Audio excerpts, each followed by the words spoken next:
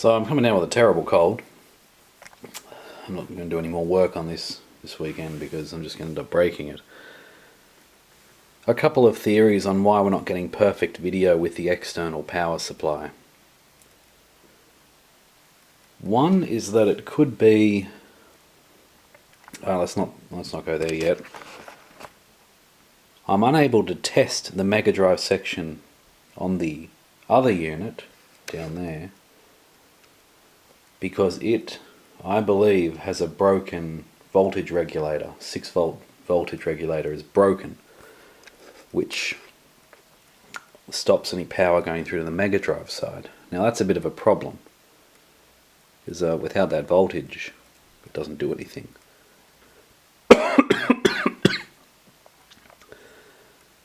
Now I could wire in,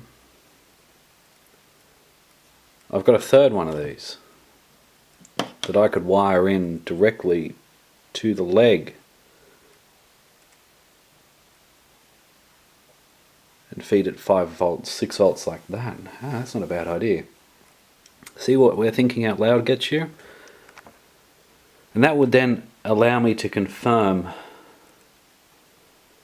that that one needs a new voltage regulator, and 2, whether the distortion on the screen is an issue with this main board or this power supply. I suspect it's the power supply. Reasons behind that are that we're feeding it 12 volt on the main rail. Using the good transformer, we were reading somewhere between 19 and 20 volts. When it's running on battery, it doesn't power the Mega Drive part at all. What does that mean?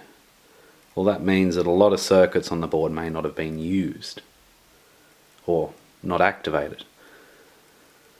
By using 12 volt in on the main line instead of 20,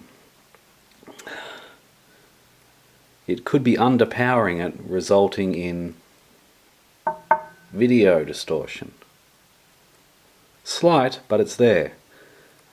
Because on both these boards, with both these Mega Drive units, we get video distortion with the external power supply, but not with the original transformer. So I've got to write out a plan of what I need to try, things I need to try, and then make them happen.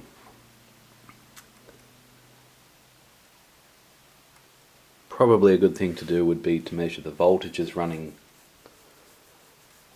onto these 2 points on here. Make sure they're reading as 8 and 5 as they should be. But because this board was so heavily damaged, it's not a very good... oh,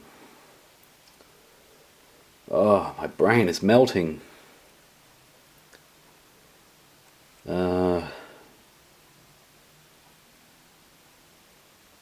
What's the word when you have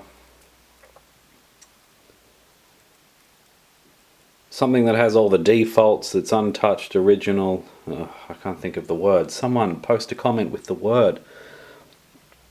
My throat. Because that's damaged. The other one is not damaged, as in it didn't have any of the PCB snapped off. Didn't have multiple rips running through the PCB, destroying the tracks. As a side note, I've lost audio amplification on both units, so I really need to go through and just replace all these capacitors. The Mega CD BIOS has perfect sound. The Mega Drive games do not.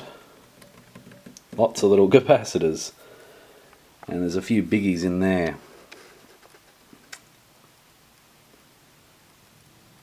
So I need to mark down capacitors to replace. I need to get voltage regulators. I can try a few more things though. There's a few more things I can try. Just see how we go. The cracked up PCB seems to be a a lot less efficient and good at playing discs than the non-cracked up board. Here's my external power supply, by the way. Let's see if I can get that in focus. Apologies for the dark light conditions. So you got one of the DC to DCs, goes out to blue, the red one in the middle, which is actually wired in over on this yellow one, and on the end you got the white one, which does the Mega Drive section. I haven't worked out what blue does yet, but and that all runs into the one 12-volt power adapter. So anyway, a few things to do, a few things to try. Capacitors, voltage regulators, bypassing the, well, on that one, bypassing the voltage regulator with a DC to DC step down. So I'll save it for another week, but that's where we're at the moment. Thanks for watching. RetroJunkie.net for more.